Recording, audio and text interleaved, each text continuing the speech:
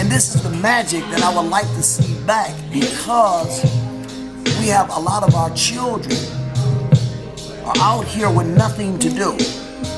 They don't have after-school programs. It's easy for them to join a gang. It's easy for them to commit crime or to get in trouble. And then we are quick to throw them in the prison system or to write them off. But in reality, we have failed our children because we don't provide anything for them to do. We have no guidance for them. So what would be your suggestion? What kind of programs that you would suggest for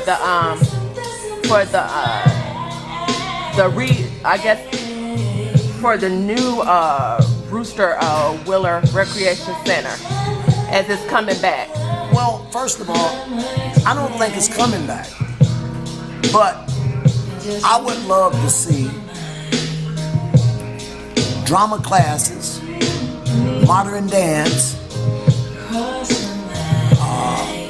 music classes, athletic leagues, tutoring, parenting, substance abuse classes, and home placement. You know, just all the common problems that people that's living in poverty are faced with today. I would just like to see we as a people take a stand and assist them in these areas, because I'm from a community where I was taught that it takes a village to raise a child. But in this day and time, everybody want to leave the village and do their own individual thing. They're not concerned about their neighbors or the next man. But then when something critical happens, we want to be the first one to criticize, or we want to be the first one to have something to say. But yet, we haven't found any kind words to share with anyone.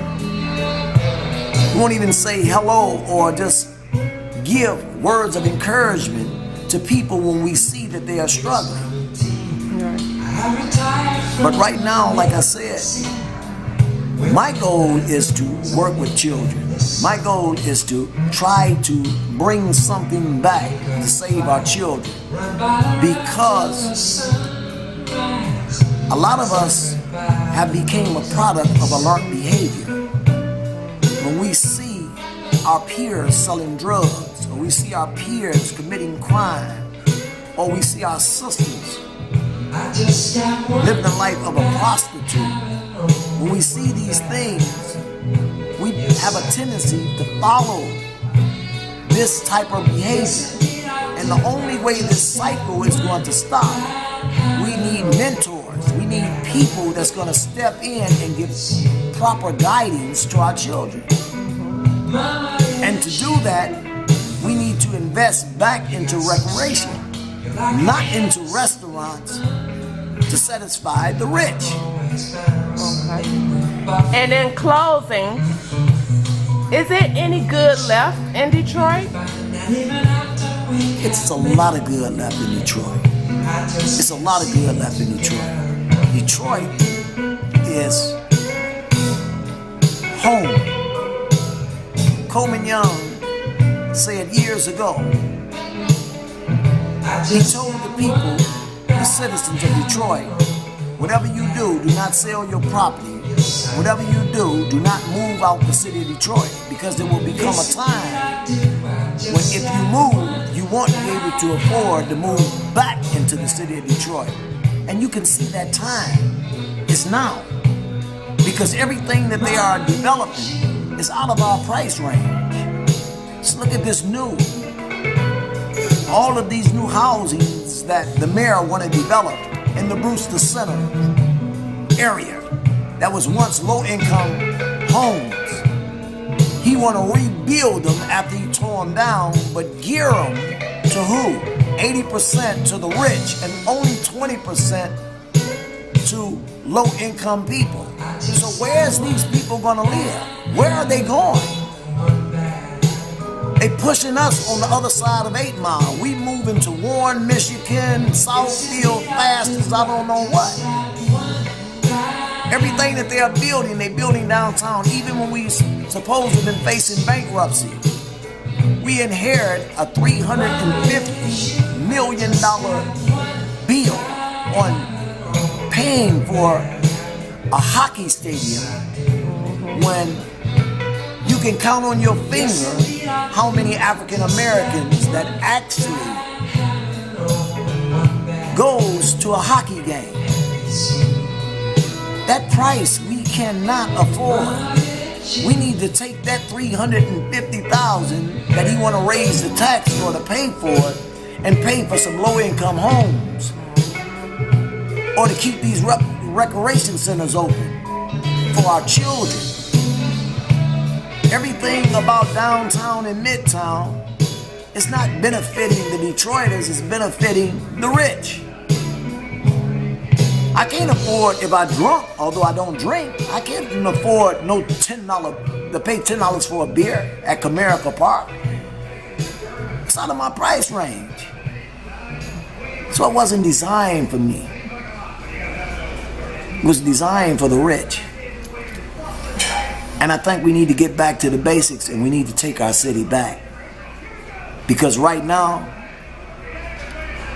we selling chunks of our city. Let's look at Belle Isle. Used to be a time, you didn't have nothing but $10. You can go to the Easter Market and buy you a barbecue rib and some charcoal and drive straight to Belle Isle and make a picnic out of it with your family when you didn't have no money. Now the state have took over Belle Isle, and now they finna charge people to go to Belle Isle. So they no longer have that no more. We no longer have a park we can go to free and barbecue. Right. So a lot of things are really, like I said, we need to reevaluate this. And the only way this problem is going to be fixed, the people, the citizens of the city of Detroit have to come together and say enough is enough. Right. Okay, we understand progress. We understand that it takes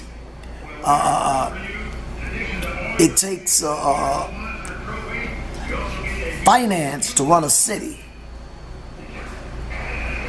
and they have to address the economical problems. However,